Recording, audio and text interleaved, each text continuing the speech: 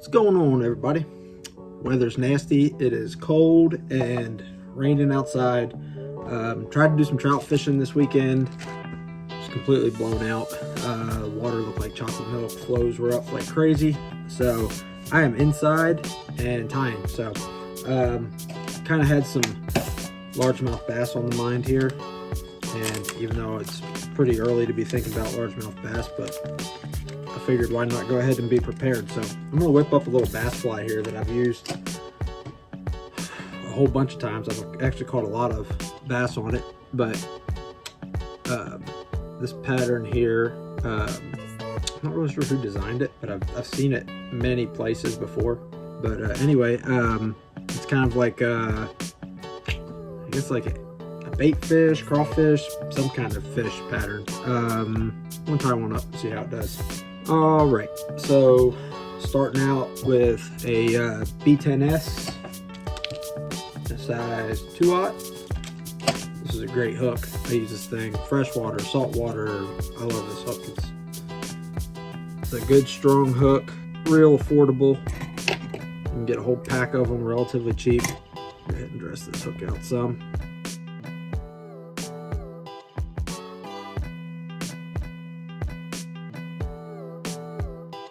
All right, so I'm gonna stop right there with my thread.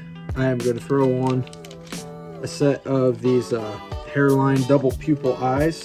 These are the eyes I'm gonna use. I like the way these look. I'm actually gonna tie these on the underside of the hook. These are gonna add some weight, and I want the hook, or the actual hook point, to stay down on this. So I'm gonna go ahead and tie these in now.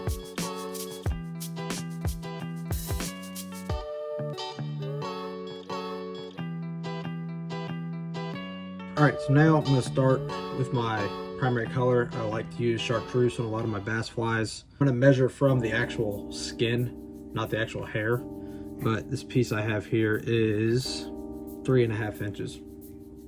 That's measuring from the skin side back here. And measure out about a hook shank's length. That's gonna be our tail. And then I like to wet my hands to make this a little easier to work with. And then pull some of that hair back, separate it to give yourself a good tie-in point. So we'll have our tail there. Go ahead and capture that and try to keep that rabbit strip on the top of the hook there.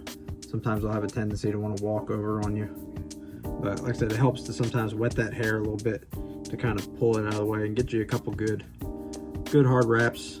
You can even put a little super glue or something on there if you want it to catch a little better.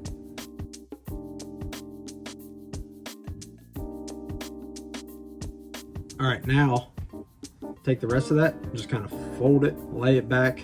I don't have my clip one here, but sometimes I like to have a hair clip or something like that to kind of hold everything back. So now we kind of want to dress out the body with this to add some thickness, so it'll push a lot of water. There's lots of different chenilles out there. Kind of my go-to is the chocolates filler chenille. This stuff is really thick, throws out all over the place. It'll definitely move some water.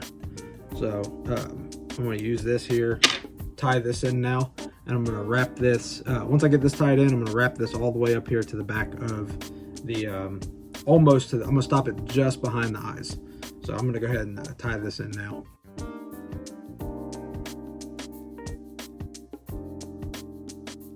All right, now that I got that tied in there, just kind of brush some of this stuff back, tie it just so that it'll kind of lay back in there, because we're going to build a dubbing head now. But before we do that, I want to go ahead and we're going to pull this rabbit strip back, lay it over here, separate some of this hair. We're going to get ourselves another tie-in point here, tie this in. That'll be the back of this fly.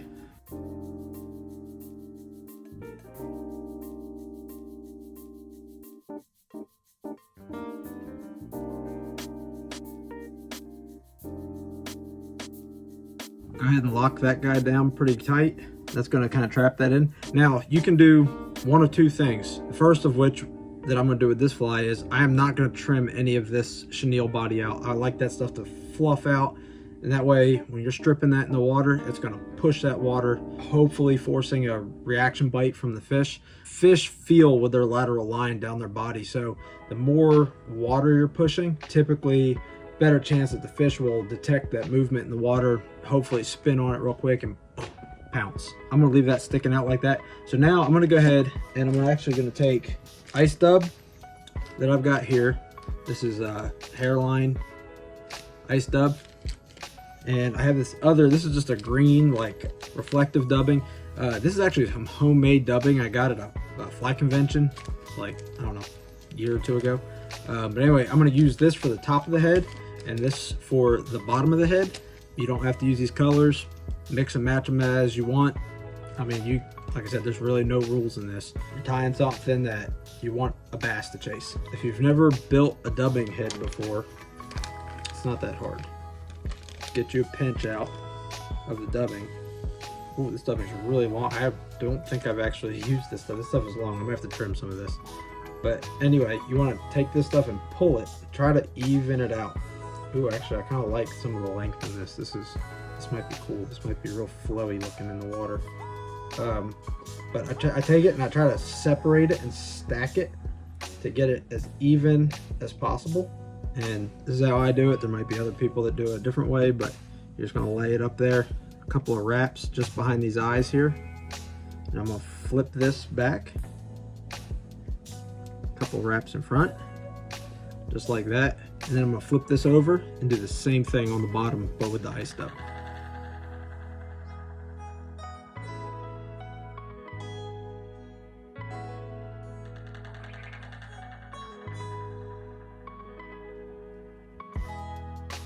One thing that I didn't talk about when you're building your dubbing heads like this is just how I do them. I'm sure there's other guys that do completely different and say this is wrong, but this is how I do it and it works fine for me. Sometimes I like to use a little bit of UV resin just to kind of control the direction of that. I'll put just a little bit at the base of the dubbing there, just to try to help keep it laying over. And then sometimes when you're stacking it, you might have to get a little bit on the sides just to keep from having that bare hook where the two colors come together.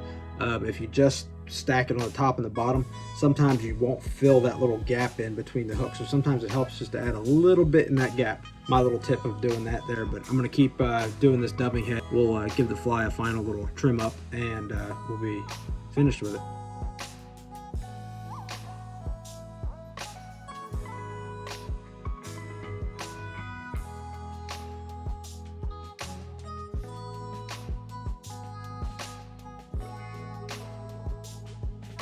Now I got my dubbing head kind of built out here. I'm gonna go ahead and whip finish this and then probably throw a little bit of UV resin here on this head.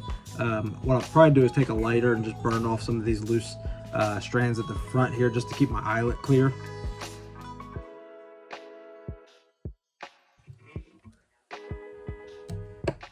Now that I got my dubbing head built, I went ahead and flipped this. I'm just gonna kind of clean up around the eyes a little bit and kind of go ahead and hold the dubbing in position where you want it.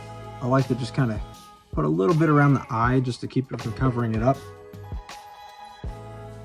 This side here is almost perfect, just the way it's sitting. I had a little bit of mess in front of the dubbing on the other side. This side here looks pretty good, I like it. And this is Loon Flow.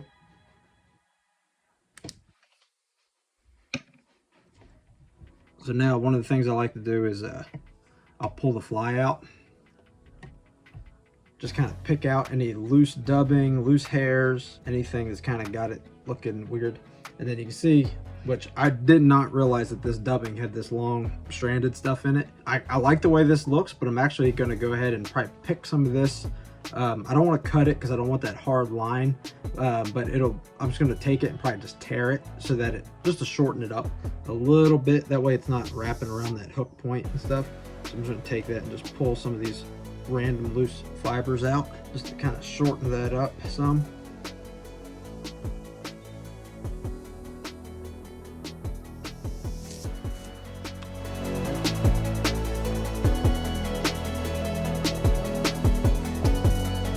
This is a pretty effective little fly. I've used this a bunch of times. for largemouth bass, smallmouth bass. I'll throw up a couple pictures here of a couple smallmouth bass I've caught on this same fly, but not without this long stringy tail on it. I didn't, like I said, I didn't realize that dubbing had this really long strand stuff in it. But I like it. I like the way it looks. I'm kind of curious to see how it'll swim. We start hammering back at the largemouth and smallmouth bass again. Put a few of them on this fly. So anyway, like and subscribe, and I'll catch you on the next one, hopefully on the water, depending on how the weather goes. Anyway, all right, we'll see you.